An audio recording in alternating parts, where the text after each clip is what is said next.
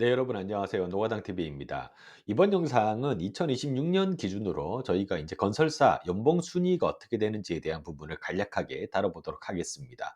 우선 이번 영상을 시작하기 전에 건설사 연봉 순위라고 하는 것은 결국 평균 연봉을 얘기를 합니다. 그러니까 삼성물산의 건설 부분이 만약에 한 5,600명이다. 그러면 5,600명의 전체 연봉을 다 합쳐서 5,600으로 나누었을 때 나오는 금액을 평균 연봉이라고 얘기를 하는 겁니다. 그렇다라고 하면은 저희가 사실적으로 이 연봉 자체가 이 건설사의 정확한 연봉 지표다라고 얘기하기는 어렵습니다. 왜냐하면은 부장 직급이 많은 회사일수록 연봉 순위가 올라갈 수밖에 없겠죠. 이제 그런 것들을 조금 감안해서 이번 영상을 봐주시면 감사하겠습니다.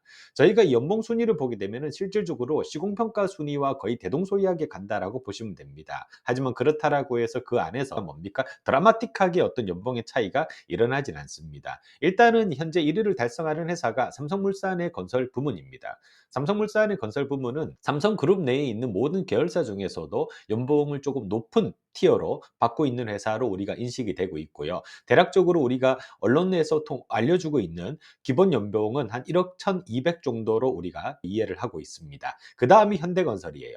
현대건설도 역시 1억은 넘습니다.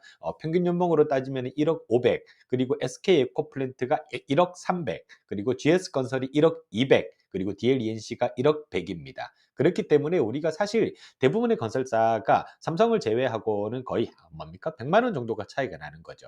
요거를 12개월로 환산을 하게 되면은 월 차이 금액을 따진다라고 하면 세전으로 우리가 10만 원 안팎으로 밖에 차이가 나지 않는다라고 보시면 될 것 같습니다. 그리고 우리가 기존의 삼성 엔지니어링이었지만 지금은 삼성 E&A로 이름을 바꾼 E&A 같은 경우는 우리가 딱 1억을 달성을 하고 있고요. 그리고 최근에 엄청나게 빠른 속도로 시공평가 순위를 끌어올렸던 현대 엔지니어링 같은 경우가 이제 1억을 달성하지 못하고 아쉽게도 9,900만 원이라고 하는 평균 연봉을 기록을 하고 있습니다. 그리고 그 다음이 포스코 ENC가 9,800입니다. 그리고 한때는 연봉이 상당히 낮아서 가면은 고생을 하는데 돈 못 번다라고 얘기가 많았었던 롯데건설, 지금은 많이 달라졌습니다. 롯데건설도 현재 9,400을 달성을 하고 있고요. HDC 현대산업개발 같은 경우가 9,300입니다. 대우건설은 지난 한 10년이 넘는 기간 동안 산업은행 소속으로 워크아웃 직전의 상태로 머물렀었죠. 그렇다라고 하면 그 당시에는 대우건설이 연봉을 올리기가 상당히 힘들었습니다.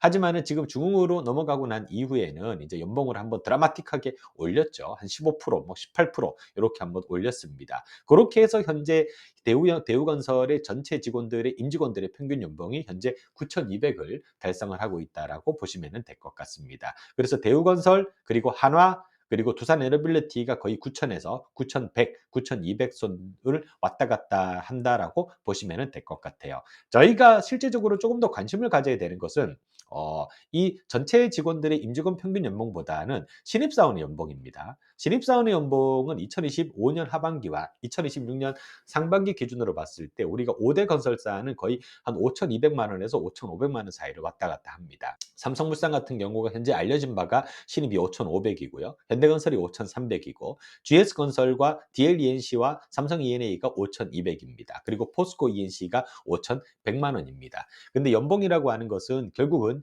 진급하는 속도에 따라서 연봉의 폭이 달라질 수밖에 없습니다. 그 말은 첫 해 여러분들이 받는 연봉은 다 똑같지만 나중에 1년 차, 2년 차가 지나면서 받는 고가 그리고 진급하는 속도, 우리가 진급을 할 때에도 고가 점수에 따라서 승격 포인트를 올려서 진급을 받게 되거든요. 만약에 1년이라도 늦게 진급을 하게 된다라고 하면 그때부터 500만 원에서 800만 원, 많게는 1,000만 원까지도 연봉의 차이가 날 수밖에 없습니다. 예를 들어서 A와 B 이렇게 두 사람이 입사를 했을 때 B는 계속 본사에서 근무를 하면서 평균 연봉으로만 간다라고 했을 때 A는 해외 현장에 나가서 고가도 잘 받고 그리고 해외 수당까지 받게 된다라고 하면 이 두 사람의 연봉은 거의 1.5배까지도 차이가 날 수 있다라는 겁니다. 건설회사의 연봉 체계에는 우리가 딱 지정된 어떤 근무지에서만 근무하는 것이 아니라 본사 연봉과 국내 현장 근무, 그리고 해외 현장 근무, 그리고 해외 현장도 A급지냐, B급지냐, D급지냐에 따라서 연봉 체계가 완전 달라지기 때문에 전체 직원들의 평균을 놓고 우리가 단순하게 사람 머릿수로 나눈다라고 하는 것은 사실상 크게 의미는 없습니다. 다만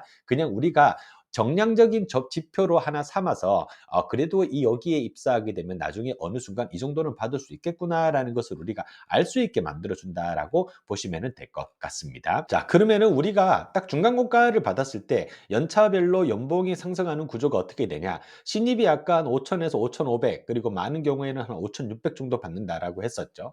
저희가 보통 5년 차 정도가 되었을 때에는 보통 7천에서 한 8천 사이를 받게 됩니다. 그리고 10년 차가 되면은 8천에서 9천, 많이 받으시는 분들은 10년 차 때 이미 1억을 달성을 하시는 분들도 있습니다. 그리고 15년 차 정도가 되었을 때에는 1.1억에서 한 1.3억 정도를 받으시고요. 물론 이제 임원으로 올라가게 되면은 회사마다 임원의 연봉이 천차만별이긴 하지만 대부분 1.5억에서 2억 사이의 베이스를 깔고 거기에서 이제 인센티브를 받는 식으로 본인의 연봉의 파이를 키워간다라고 보시면 될 것 같습니다.